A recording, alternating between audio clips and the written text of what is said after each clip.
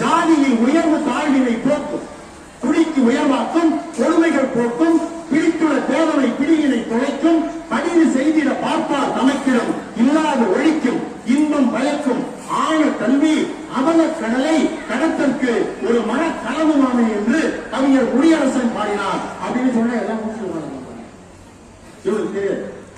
ஏன்னா கவிதைலாம் சொன்னோம்னா கேட்கற மாதிரி இல்லை. ஆனா எப்படிப்பட்ட கல்விங்கிறது உங்களுக்கு இப்ப தெரியாது. ஏன் தெரியுமா? உங்களை மாதிரியே படிக்கிறப்ப படிப்பினுடைய அருமை தெரியாம பள்ளிக்கூடத்துக்கு வராத ஒரு பையன் உளுந்தூர்பேட்டையில கல்ல உடைக்க போறான். எங்க போறான்? என்ன இருக்கு? அவன் சைக்கிள் அந்த வழியா போறான். அவன் பள்ளிக்கூடத்து வழியா ஒரு 10 வருஷம் முன்னாடி அவன் படிக்க அனுப்பினப்போ பள்ளிக்கூடத்துக்கு வரல, எனக்கு படிப்பு வழியா நான் படிக்க மாட்டேன் போன அனுப்பிச்சு விட்டாங்க. இப்ப கல்ல உடைக்கிற வேலைக்கு போறான். அவன் இந்த வழியா சைக்கிள்ல போறான். தம்பி பசங்க எல்லாம் வருது, சின்ன சின்ன பிள்ளைங்களாம் அழகா ரோஜா கூட்ட மாதிரி வருது. நீங்களும் வரீங்க. பையன் மாட்டிக்கு சந்தோஷமா சைக்கிளை நிறுத்திட்டு உங்களை பாக்குறான். வேதனையா, அவனுக்கு பொறாம, அவனுக்கு ஏக்கம். இந்த பள்ளிக்கூடத்தில் தானே என்னையும் படிக்க சொன்னாங்க எங்க அம்மா. டீச்சர்லாம் படிக்கிறது கூப்பிச்சு, நம்ம கோவையை படிக்காம விட்டுட்டு இப்ப போய் கை வலிக்க கண்ணு உடைக்கிறோம் என்று அந்த வேதனையில் அந்த கிராமத்துக்கார நாட்டுப்புற பாட்டுக்காரன் பாடுறான் பாருங்க. பள்ளிக்கூடத்தை நாம் பார்க்கையில இந்த பாழும் மனசு தவிக்கிதம்மா, கல்லு உடைக்கிற வேலை செஞ்சு பிஞ்சு கையெல்லாம் காய்ச்சி கிடக்குதம்மா, பிச்சை எடுத்தாலும் படிக்கணும் என்ன பெற்றவர்களுக்கு தெரியலையே, பிச்சை எடுத்தாலும் படிக்கணும் என்ன பெற்றவர்களுக்கு தெரியலையே, இப்ப கட்டளை நிலைமை எத்தரவி கை நாட்டு வைக்கவும் வழி இல்லையே, பள்ளிக்கூடத்தை பார்க்கையில இந்த பாடும் மனசு தவிக்கிதம்மா, கல்லு உடைக்கிற வேலை செஞ்சு பிஞ்சு கையெல்லாம் காய்ச்சி கிடக்குதம்மா, கடிதாசி எழுதி போடணும்னு அந்த கண்ணு சாமியத்தான் தேடுறண்டா, கடிதாசி எழுதி போடணும்னு அந்த கண்ணு சாமியத்தான் தேடுறண்டா, பலவூர் போகணும் காரையது கண்டு வண்டிக்காரங்கிட்ட கேட்கிறண்டா, பலவூர் போகணும் காரையது கண்டு வண்டிக்காரங்கிட்ட கேட்கிறண்டா, படிச்சவனுக்குத்தான் கண்ணுரண்டு படிக்காதவனுக்கோ பெண்ணுரண்டு, படிச்சவனுக்குத்தான் கண்ணுரண்டு படிக்காதவனுக்கோ பெண்ணுரண்டு, வள்ளுவன் சொன்னது சரிதாண்டா இப்போ வழி தெரியாமல் இரண்டா, பள்ளிக்கூடத்தை நாம் பார்க்கையில இந்த பாடும் மனசு தவிக்கிதம்மா, கண்ணு உடைக்கிற வேலை செஞ்சு பிஞ்சு கையெல்லாம் காட்சி கிடக்குதம்மா.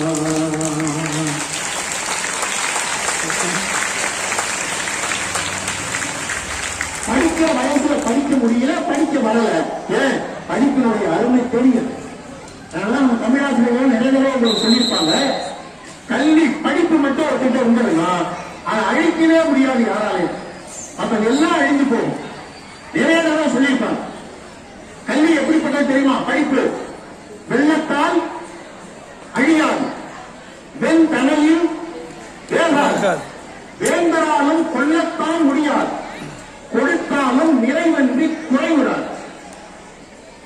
வெள்ளத்தை அடிச்சுட்டு போயிடாது கல்வி. நீ படிச்ச படிப்பு சர்டிபிகேட் வேணா அடிச்சுட்டு போகலாம், செல்வம் அடிச்சுட்டு போயிடும், ஆடு மாடு அடிச்சுட்டு போயிடும், சட்டை போயிடும், வீரம் போயிடும், சுனாமி அப்ப வீடே போயிடும். ஆனா படிச்ச படிப்பு மட்டும் வகுப்படவே தான் இருக்கும். நீ படிச்சுட்டீங்கன்னா அவ்வளவுதான். சோமசுந்தரம் எம்ஏ டிகிரி போட்டா அவன் சுடுகாட்டுக்கு போற வரைக்கும் எம்ஏ இடம் கூடவே தான் இருக்கும். அவன் சம்பாதிச்ச காடு பங்களாலாம் போயிடும். அப்ப அழியாத கல்வி என்பது இதுதான். இதை உங்களுக்கு கொடுப்பதற்காகத்தான் நம்முடைய ஆசிரியர் பெருமக்கள் எல்லாம் அன்றாடம் போராடி கொண்டிருக்கிறார்கள். அவர்களை நீங்க புரிஞ்சுக்கணும். இடையிலேயே உங்களுடைய திறமையை வளர்த்துக்கணும். அழகா சத்து வாசிட்டான், பறை வாசிட்டான் என்று நம்பி நமக்கே உற்சாகமா இருந்தது. இப்ப இதே மாதிரிதான் எங்க ஊர்ல ஒரு கோயில், அந்த கோயில்ல ஒரு பாகவதரை கூட்டம் வந்து உட்கார வச்சு கர்நாடக சங்கீத கச்சேரி பாட வச்சாங்க. கர்நாடக சங்கீத கச்சேரி அவங்களாம் இப்ப நமக்கு அது அந்த சங்கீதம் நமக்கு புரியாது. இசை படிச்சவங்களுக்கு தான் புரியும். அவங்க படிச்சிருக்காங்க மியூசிக், இசை ஆசிரியர் தான் அவங்களுக்கு புரியும். அவங்க மேடையில உட்காந்துட்டு நம்ம போய் ஏதோ கச்சேரி நடக்கிறது உட்காந்தோம்னா அவங்க முதல்ல ஆரம்பிக்கிறது நம்ம எரிச்சலா வரும். பயமா நான் வரமா எடுத்து போயிடுவாங்க பக்கத்துல. அது மாதிரி ஒரு கர்நாடக சங்கீத வித்வான் வந்து உட்கார்ந்துருக்காரு. அவர் உட்கார்ந்து பாடுறாரு ஒரு பாட்டு. என்ன பாட்டு தெரியுமா? தெய்வம்னு ஒரு படம். அதுல வந்த ஒரு பாட்டு மதுரை சோழன் அவர்கள் பாடிய ஒரு அருமையான பாட்டு. அந்த பாட்டை பாடுறார்.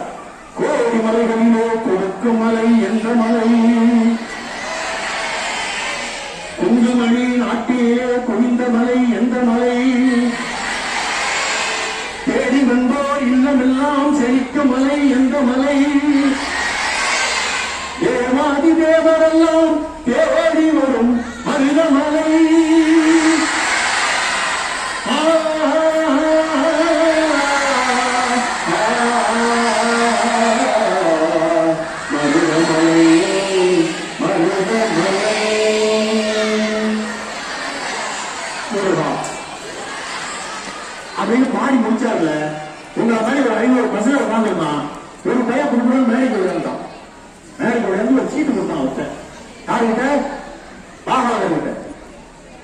கொடுக்குறாங்க, சந்தோஷமா வாங்கி பார்த்தாரு பாருங்க, கடுப்பாயிட்டார் தாத்தாரு. என்னடா நான் என்ன எழுதினா தெரியுமா, இதே கோடி மலைகளிலே என்ற டியூனில் என்னடி முடியாமோ அவன் கண்ணில வையி என்ற பாடலை காரணம். எவ்வளவு எரிச்சல் வரும். 5 வருஷம் கன்னட சங்கீதம் படிச்சவருக்கையா அவரை போய் என்னடி முடியுமா பாட சொல்றாங்க. சீட்டை கசக்கி தூக்கி வீசக்கான பாருங்க, பின்னாடி 500 ரூபாய் பின்னு ஊற்றி வச்சிருக்கான். அன்னைக்கு பாடுறவருக்கு பாடுறதுக்கான தொகையா 500 ரூபாய் தான். ஆனா ஒரே பாட்டுக்கு 500 ரூபாய் பின்னாடி குத்தி வச்சிருக்காங்க. சமாளிச்சு பாடினாரு பாருங்க பாடுறத. அந்த திறமை இருக்கும். அது பேர் presence of mind. Presence of mind. அம்மாவுக்கு தெரியும். சமயோஜித புத்தி தமிழ் எனக்கு அந்த நிமிஷத்துக்கு மாத்திக்கிறது.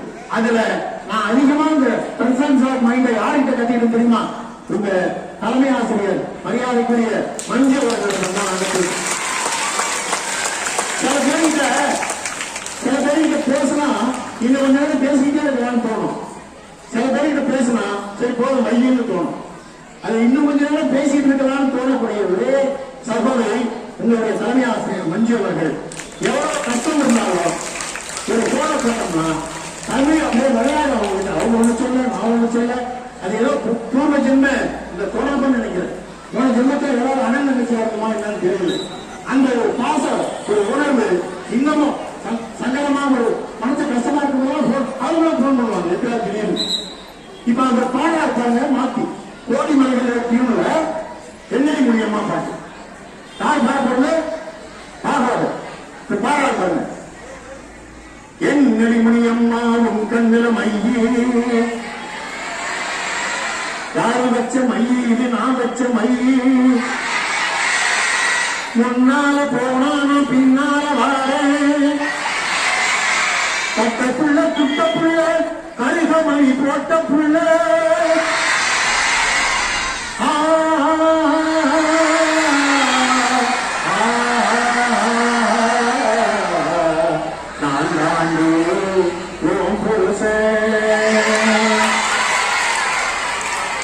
முடியம்மா முருகா 2ஆம் மாதம்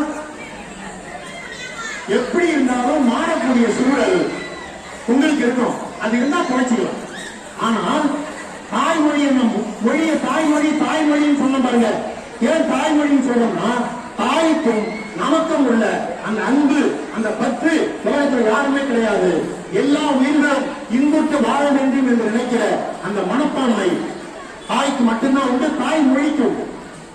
இப்ப தாய் மொழிக்கு இப்படி நான் சொன்ன உயர்ந்தனே அகிலே அது அழகா நம்ம ஐயனார் சாமி பாத்தீங்களா, ஐயனார் சாமி பாத்தீங்களா, அது கையில என்ன வச்சிருக்கோம், அருவாள்.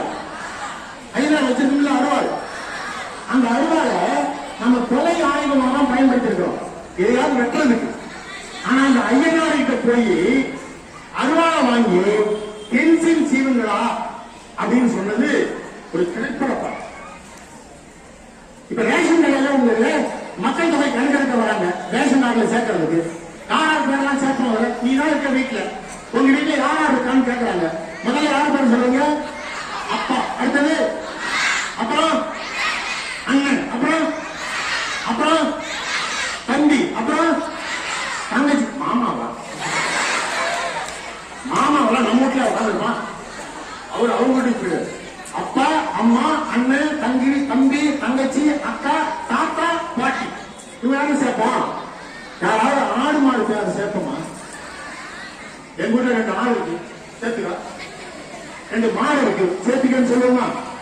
ஆனா ஆடு மாடுகளை கூட பசுமாட்டை தாயாகவும் காளை மாட்டை தந்தையாகவும் பார்த்த ஒரே இனம் என்றால் உலகத்தில் நம்முடைய தமிழ் இனம் மட்டும்தான். இது நம்ம சங்க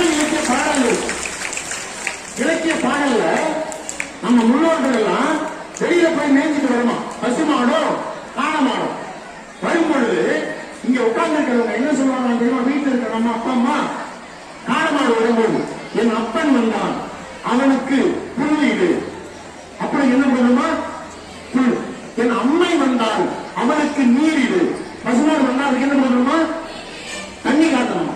பசுமாட்டை தாயாகவும் காளை மாட்டை தந்தையாகவும் பார்த்தவன் நம்முடைய தமிழ் இனம்.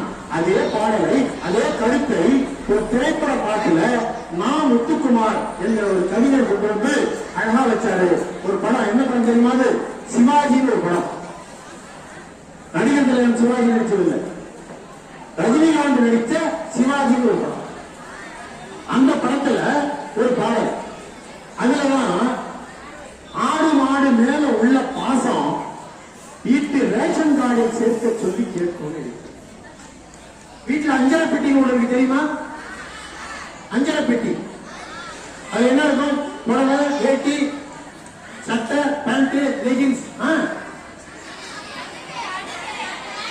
கடுகு, மிளகு, அந்த பிள்ளைங்களுக்கு ஒரு கைத்தறி கொடுக்குறாங்க. அந்த அஞ்சரை பெட்டிய கொண்டு வந்து, நீ அஞ்சரை பெட்டி இல்ல, அம்மி இல்ல, குடகல் இல்ல, ஆட்டுக்கல் இல்ல, எல்லாத்தையும் சீக்கிரம் மாறி போச்சு.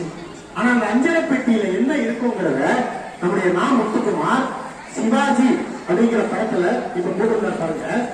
7 அஞ்சரை பெட்டியில ஆத்தாவோட ருசி இருக்கும், அம்மியில் அரைச்சி ஆக்கி வச்ச நாட்டு கோழி பட்ட கிழக்கும், ஆடு மாடு மேல உள்ள பாசம் வீட்டு ரேஷன் காரை சேர்க்க சொல்லி கேட்கும், பேரும் தண்ணி கேட்ட ஒரு தரும் நேசம், வெள்ளந்தி மனிதர்கள் வாசம் மண்ணில் எங்கும் வீசும், ஆல மரத்துக்கு ஜடைய பின்னித்தான் பூக்கள் வைக்கலாமே, ஊரோரம் ஐயனாரிடம் கத்தி வாங்கித்தான் பென்சில் சீவலாமே, ஏ பல்லேலக்கா பல்லேலக்கா சேரத்துக்கா மதுரைக்கா மெட்ராசிக்கா திருச்சிக்கா திருத்தணிக்கா, ஏ பல்லேலக்கா பல்லேலக்கா ஒட்டு மொத்த மக்களுக்கா அண்ணன் வந்தா தனிநாடு அமெரிக்கா, காணி யாரும் கை குத்தலடி செய்யும் மறந்து போகுமா, காவலி பெண்கள் தூதுவிடும் கண்கள் தொலைந்து போகுமா,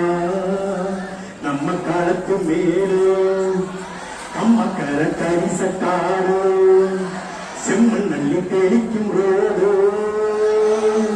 சடுபடு சடுபடு சடுபடு சடுபடு சடுபடு சடுபடு சடுபடு சடு சடுபடு சடுபடு ஆடிய மரத்தடி படுபடுகளும் துரத்திய புல்வெளி தொடுதல் சொல்லுவ குறைகிற பழிச்சு சுழச்சுட சொல்லுவ கிடைக்கிறது கடைகடகடமன கடகடகாது தடதடமான தடுக்கிறவையில் திருவிருவிருவன முறுக்கிய வித்தில முருகுருவன முறுக்கிய வீட்டு மனதில் இருக்கிறது மெய் மெய் மெய் மெய் மெய் மெய் மெய் மெய் மெய் மெய் மெய் மெய் மெய் மெய் மெய் மெய் மெய் மெய் மெய்.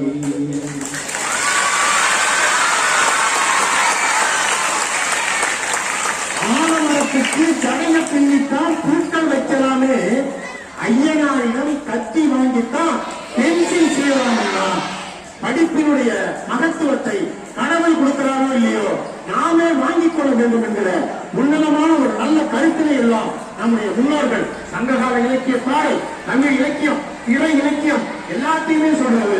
இதை எல்லாத்தையும் தாண்டி இன்னொரு வரி ஒரு படி மேல போய் சொல்லணும்னா, தாயினுடைய அன்பு இந்த உலகத்துல வேற எங்கேயும் கிடைக்காது. உலகத்துல அடைக்க முடியாத கடன் ஒன்று இருக்கு. இப்ப நம்ம இப்ப பணம் எடுத்துக்கிட்டாரு எங்க அழகா சகோதரர், அவர்கிட்ட ஒரு 5000 ரூபாய் கடன் வாங்கிட்டோம்னா திரும்ப கொடுக்க முடியும். இப்ப ஆங்கிலமா அழகமா பேசினாங்க, ஜப்பான் போயிட்டு வந்தாங்க அம்மா, அவங்ககிட்ட ஒரு 1 லட்சம் ரூபாய் கொடுமான்னு கேட்டா நான் ஒரு 5 மாசம் 10 மாசம் கழிச்சு திரும்ப கொடுத்துடலாம். ஆனால் அடைக்க முடியாத கடன் என்று ஒன்று இந்த உலகத்தில் இருக்குன்னா ஒரே ஒரு கடன் எது தெரியுமா? தாயிடம் நாம் குடித்த தாய்ப்பால் கடன். இந்த தாய்ப்பாலை திரும்ப கொடுக்க முடியுமா தாய்கிட்ட? அதனாலதான் தாயை தெய்வம்னு சொன்னாங்க. அன்னையும் பிதாவும் முன்னணி தெய்வம். முதல்ல அன்னை, அப்புறம் பிதா. அந்த தாய் எதுக்கு நான் எல்லா பாசத்தை விட தாய் பாசம் சிறந்ததுன்னு சொல்றேன்னா, இப்ப அப்பா, அண்ணன், தங்கி, தங்கச்சி, தாய் மாமன் எல்லாருமே உங்க மேல பாசம் வைக்கிறாங்க. எப்ப தெரியுமா? நீ பிறந்து வெளியில வந்த பிறகு, உன்னை பார்த்த பிறகு, தூங்கி தூக்கி கொஞ்சம் போதுதான், அதற்கு பிறகுதான் உண்மையில எல்லாரும் பாசம் வைப்பான். அப்பாவில இருந்து அண்ணன், என் தம்பி எவ்வளவு அழகா இருக்காங்க, அண்ணன் என் தங்கச்சி எவ்வளவு அழகா இருக்குன்னு சொல்லுவாங்க அக்கா. படிக்க வரும்போது உன் நண்பன் உன்னை பார்த்து நேரில பார்த்து பாசம் வைப்பான். ஆனா நேரில் பார்க்காமலே வயிற்றில் நீ இருக்கும் பொழுது நீ கருப்பா சிவப்பான்னு தெரியாது, உனக்கு கண்ணு இருக்கா இல்லையா தெரியாது, காது இருக்கா இல்லையா தெரியாது, உருவம் எப்படி இருக்கும் தெரியாது. எதுவும் தெரியாத பொழுது உன் மீது தடவி பார்த்து பாசம் வைக்கக்கூடிய ஒரே உள்ளம் என்று சொன்னால் அது தாய் உள்ளம் தான். அதனாலதான் தாயை தெய்வமாக பார்த்தார்கள் நம்முடைய முன்னோர்கள். அந்த அம்மா உயிரோட இருக்கிற வரைக்கும் அம்மாவோட பாசம் நமக்கு தெரியாது. இப்ப பள்ளிக்கூடத்துக்கு போறாங்க, சாப்பிட கூட்டா கூட போக மாட்டேன், விளையாண்டுட்டு இருப்ப நீ ஜாலியா. அம்மா உடனே சாப்பிட்டு விளையாடுறாங்க, ஆமா அப்புறம் வரேன் விரட்டி விட்டுருவான். நாளைக்கு படிப்பா கொஞ்ச நேரம்னா அதெல்லாம் படிக்க முடியாது, ஓடிடுவான். தண்ணி கொஞ்சம் கொண்டு வந்து போறான்னா நான் கிரிக்கெட் விளையாட போறேன், தம்பி இருக்கான் பாரு, அம்மா தண்ணி கொண்டு போறேன் அவன் சொல்லிட்டு ஓடிடுவான். ஆனா தாய் இறந்த பிறகுதான் இந்த தாயோட அருமை ஒவ்வொரு உயிருக்கும் தெரியும். தாயின் பெருமையை, தாயின் அருமையை தாய் இறந்த பிறகு ஒரு பையன் அழகான், அம்மா தாயே நீ என்ன பால் ஊட்டி வளர்த்த, நான் உனக்கு பால் ஊட்ட வந்திருக்கேன். நீ என்ன பனிக்குளத்தில் சுமந்த, நான் உனக்கு கொல்லிப்படம் வாங்கிட்டு வந்திருக்கிறேன். நீ எனக்கு தூணி கட்டின, நான் உனக்கு பாட கட்ட வந்திருக்கிறேன் தாயேன்னு தாயினுடைய பெருமையை அவன் இறந்த பிறகு எவ்வளவு அழகா ஒரு பையன் ஒரு நாட்டுப்புற பாட்டுக்காரன் பாடுறான் பாருங்க. 10 மாசம் என்ன சுமந்து பெற்று எடுத்த அம்மா, அன்புக்கு முன்னால ஆகாசம் சும்மா. 10 மாசம் என்ன சுமந்து பெற்று எடுத்த அம்மா, அன்புக்கு முன்னால ஆகாசம் சும்மா. ஓ ரத்தத்தை எல்லாம் பாலா தந்து கொத்தி வளர்த்த அம்மாவோ, பாசத்துக்கு முன்னால எல்லாமே சும்மா. எறும்பு அண்டாம துன்பு சேராம தொப்புள் கோடி அறுத்தெடுத்த அம்மா,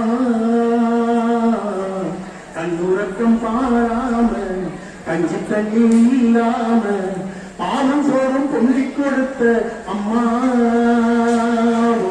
பாசத்துக்கு முன்னால எல்லாமே சும்மா. 10 மாசம் என்ன சுமந்து பெற்று எடுத்த அம்மா, அன்புக்கு முன்னால ஆகாசம் சும்மா. ஆக்காட்டி விரல குடிச்சு ஆக்கா நான் சொல்லி கொடுத்த, அன்னாரம் போல குடிச்சு நெல்லு சோறு பொங்கி கொடுத்த, களை வெட்டி நடவு நட்டு கால் சட்டை தச்சு கொடுத்த, சிறுவாடு சேர்த்து வச்சு ஸ்லேட் ஒன்று வாங்கி கொடுத்த, கொஞ்ச நேரம் காணல் அங்கமே பதறி நிற்ப அம்மா.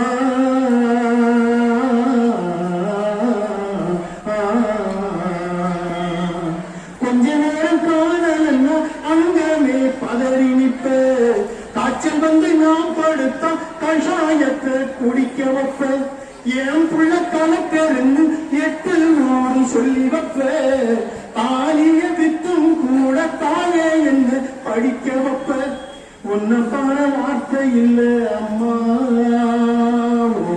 காலடி மண்ணுக்கு முன்னால திருநீர் சும்மா. உன்னை பாட வார்த்தை இல்ல அம்மா, காலடி மண்ணுக்கு முன்னால திருநீர் சும்மா. 10 மாசம் என்ன சுமந்து பெற்று எடுத்த அம்மா, அன்புக்கு முன்னால ஆகாசம் சும்மா. ஓ அன்புக்கு முன்னால ஆகாசம் சும்மா. ஓ அன்புக்கு முன்னால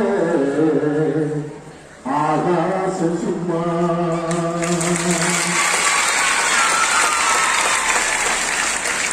தாயுடைய அன்பு மாதிரி உலகத்தில் எதுவும் கிடைக்காது.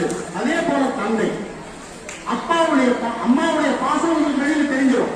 தூக்கி கொஞ்சுவாங்க, நீ கீழே ஓடி வந்து அழுவாங்க, சாப்பாடு ஊற்றுவாங்க. அதனால அம்மாவுடைய பாசம் எல்லாருக்கும் தெரியும். ஆனா அப்பாவுடைய பாசம் வெளியில தெரியாது.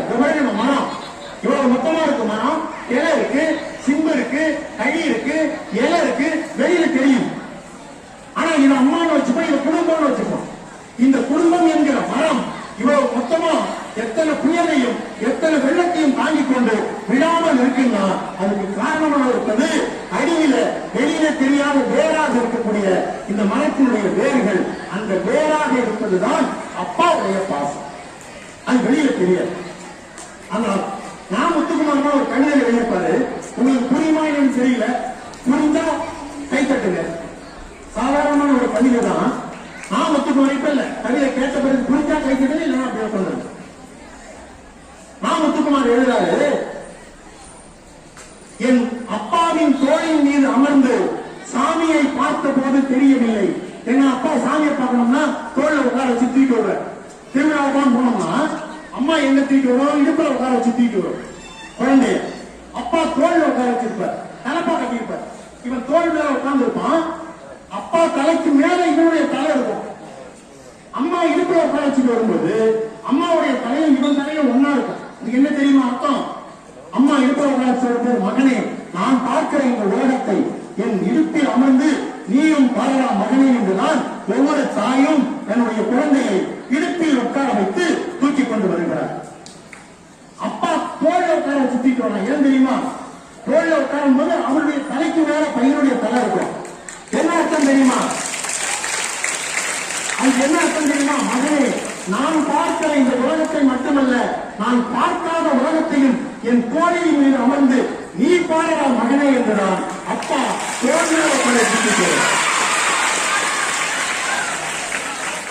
அதனால் கவிஞர் நாம் முத்துக்குமார் எழுதுறாரு, என் அப்பாவின் தோளின் மீது அமர்ந்து சாமியை பார்க்கும் போது தெரியவில்லை, ஒரு சாமியின் தோளின் மீது அமர்ந்துதான் இன்னொரு சாமியை பார்க்கிறேன் என்று. நாம் முத்துக்குமார்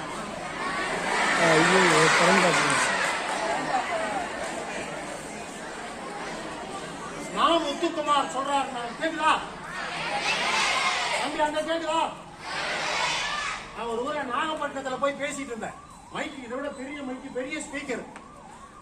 ஹலோ அன்பார்ந்த மாணவ செல்வங்களே, கேக்குதான்? கேக்குதுங்க. அங்க உட்கார்ந்து இருந்தவன் கேக்குதாடா, பின்னாடி உள்ளவன் கேட்கல அப்படின்னா பாருங்க, முன்னாடி உட்காந்து மாப்பிள்ள அங்க கேட்கல, ஆனா அங்க ஓடி போடுவாங்க.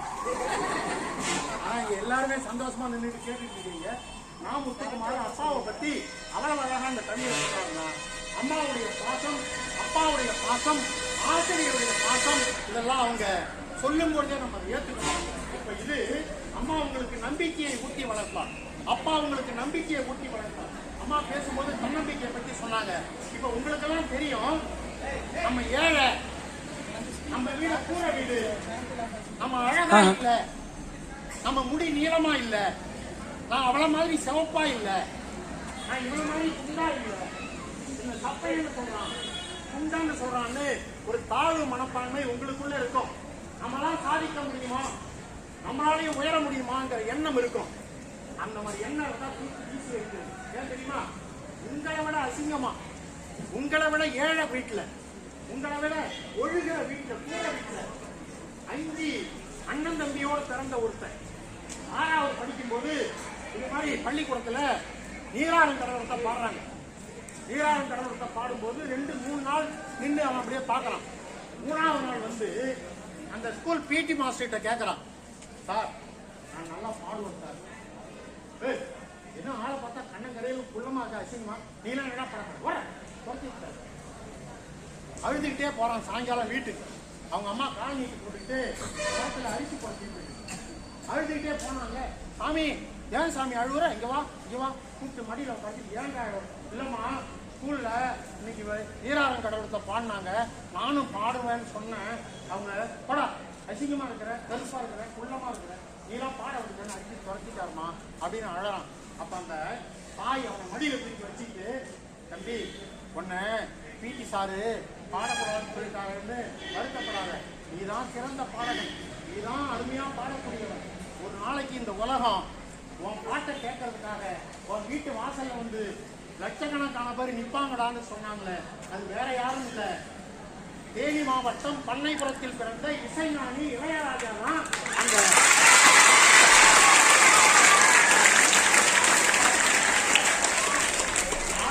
1972ஆம் வருஷம் அன்னைக்குங்கிற ஒரு படத்துல அவருக்கு வாய்ப்பு கொடுக்கும் பொழுது, அதுக்கு முன்னாடி வேலைக்கு மேல ஊருக்கு ஊரு இது மாதிரி தெரு தெருவா உட்கார்ந்து பாடிக்கிட்டு இருந்தவர் தான். முதல்ல வாய்ப்பு கொடுக்குறாங்க. வாய்ப்பு கொடுத்து அன்னைக்கு ஒன்னத்தேர்தலை பாட்ட ஆரம்பிக்கிறாரு. இதே மாதிரி கலந்து போயிடுச்சு. ஏற்கனவே பல போராட்டத்துக்கு இடையில தான் அவரை அங்க போட்டிருக்காங்க மியூசிக் டைரக்டரா. ஆரம்பிக்கிறாலே கரண்ட் போயிடுச்சு. அப்ப கூட இருந்தவங்க சொல்றாங்க, நான் சொன்னேன்ல இருந்தாலும் ராசி இல்லாத ஆளு இது வேணாம்னு சொன்னாங்க. எந்த உலகம் ராசி இல்லாத ஆளு என்று சொன்னதோ அதே உலகம் தான். லண்டனில் சென்று சமீபத்தில் கூட சிம்போனி இசையை அமைத்த இசைஞானி இளையராஜாவால் முடியும் என்றால் உங்களாலும் நிச்சயம் முடியும். தன்னம்பிக்கையோடு இருங்கள், வாழ்க்கையில் வெற்றி பெறலாம்.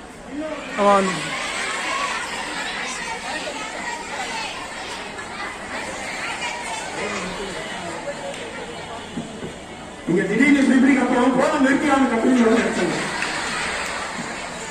ரொம்ப சந்தோஷம். இவ்வளவு நேரத்துக்கு அப்புறமும் பேசுன்னு சொன்ன நீங்க ஒரே முறை நம்ம அண்ணா கிராம பள்ளிக்கூடம் தான்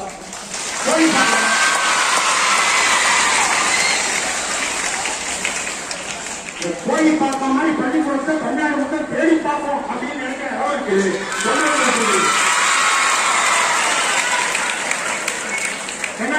பள்ளிக்கூடத்துல போய் பேசுறதுக்கு முன்னாடி சில காலேஜ் எல்லாம் கேட்பாங்க பிரின்சிபால்கிட்ட, சார் நான் எவ்வளவு நேரம் பேசணும் அப்படின்னு நான் பேச கூப்பிட்டு, நீங்க எவ்வளவு நேரம் வேணாலும் பேசுங்க சார், நாங்க 4 மணி நேரத்துக்கு பேச மாட்டோம். ஆனா இவ்வளவு நேரம் பேசின பிறகு திரும்ப பேசுங்கன்னு சொல்றீங்க. நான் இன்னொரு ஆளு அவரை மட்டும் சொல்லிட்டு நான் நிகழ்ச்சியை நிறைவு செய்கிறேன், என்னுடைய உரையை நிறைவு செய்கிறேன். இன்னொருத்தர் உங்களை மாதிரியே பள்ளிக்கூடத்தில் படிச்சுட்டு இருக்க, அவங்க அப்பா பேரு சேகர். அப்பா பேரு என்ன? அப்பா கேள்வி கேட்கறேன், நீங்க கவனிக்கிறீங்களா இல்லையா பார்க்கறதுதான். மற்றபடி உங்களுக்கு தெரியல நானே சொல்லிடுவோம், பயந்தாதீங்க. இவங்க வாத்தியார் நம்ம கேள்வி கேட்டா போடுறது நம்ம நான் கொஞ்சம் தரேன். இல்ல கேள்வி நான் கேட்க மாட்டேன். என்ன ஆச்சுன்னா சேகர்னு அப்பா பேரு, அந்த பையன் சின்ன பையனாமா படிச்சுட்டு இருக்கோம் பள்ளிக்கூடத்துல. அவரு தபேலா வாசிக்கக்கூடிய ஒரு இசை கலைஞர்.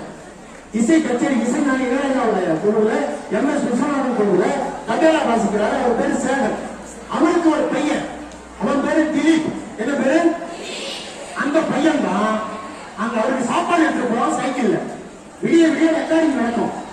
போய் அப்பா அவங்க சாப்பாடு கொடுத்துட்டு அங்க உட்கார்ந்து எப்படி இசையமைக்கிறாங்க, எப்படி பாடுறாங்க எல்லாத்தையும் பார்த்துக்கிட்டே இருந்தான். சின்ன பிள்ளைங்க இருந்தே இசை பாடெல்லாம் கத்திட்டு இருந்தான். கத்திட்டு இருந்த பிறகு ஒரு 16 வயசு இருக்கும்போது இதே மாதிரி எல்லா ஊரையும் போய் விடிய விடிய கச்சேரிக்கு பாட்டு பாடுறது வாசிக்கிறது காலையா பள்ளிக்கூடம்.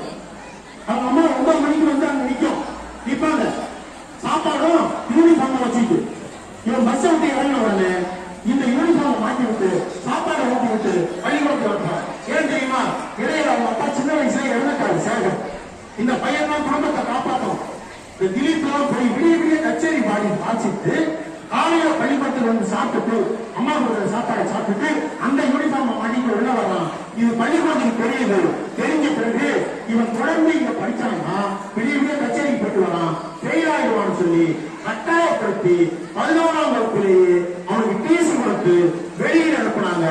ஏன்னா அது அரசு பள்ளி இல்ல. அரசு பள்ளியா இருந்தா உங்களை தேடி தேடி வீட்டுக்கு போய் போய் கூட்டிட்டு வந்து இன்னைக்கு உங்களுக்கு கல்வி கொடுக்கிற ஒரே பள்ளிக்கூடம் அரசு பள்ளிக்கூடம் மட்டும்தான். அந்த பள்ளிக்கூடம் படிச்சுட்டு மெட்ரிகுலேஷன் பள்ளிக்கூடம்.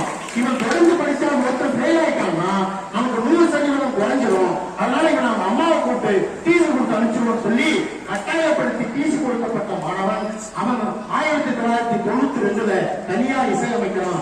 ரோஜான்னு ஒரு படத்துக்கு இசையமைக்கிறான்.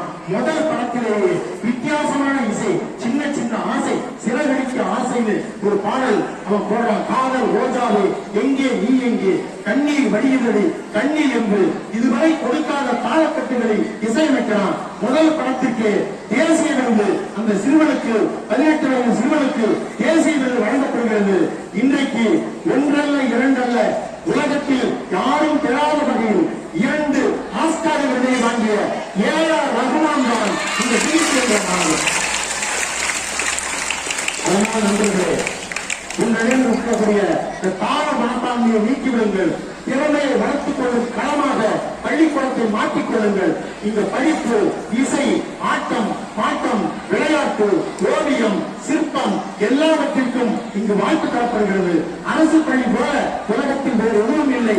நீ வேற எதையும் மாயையில் சென்று மற்றவர்கள் மாற்றிக்கொள்ளலாம். நல்ல வாய்ப்பு உங்களுக்கு கிடைத்திருக்கிறது. அருமையான தமிழாழ்ந்த தமிழறிஞராக உங்கள் தலைமையாசிரியர் இருக்கிறார். நிறைய தமிழாசிரியர்கள் இருக்கிறாங்க. அருமையான இந்த பாட்டை உருவாக்குவோம். ஆங்கில புலமை அவ்வளவு அருமையா இருக்கு. இந்த தேவையை நன்றாக பயன்படுத்திக் கொண்டு வாழ்க்கையை நீங்க எல்லாம் முன்னுக்கு வரணும். அப்பாவுடைய பேச்சை கேளுங்க, அம்மாவினுடைய பேச்சை கேளுங்க, ஆசிரியர்களுடைய பேச்சை கேளுங்க.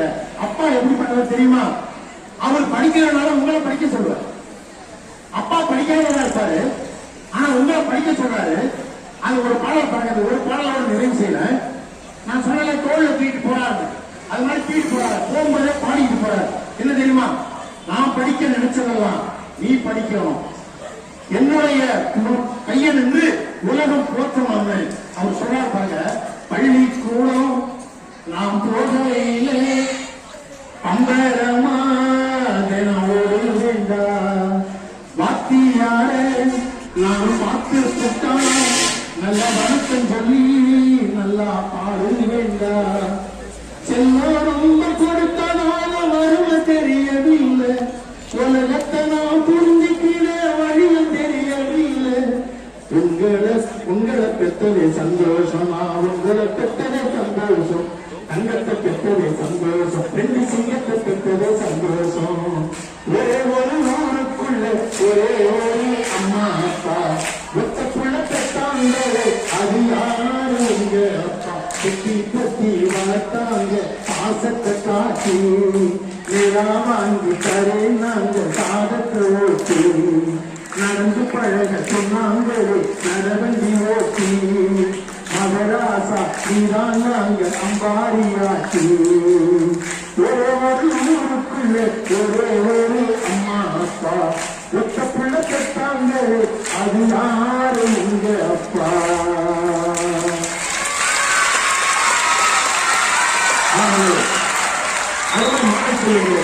இந்த பள்ளிக்கூட பருவம் என்பதுதான் உங்களை செலுத்துகிற பருவம். இனி சோம்பேறியாக இருந்தால் இப்ப வயசுங்கன்னா 80 வயசு வரை பிறகும் நீங்க சந்தோஷமா இருக்கலாம்.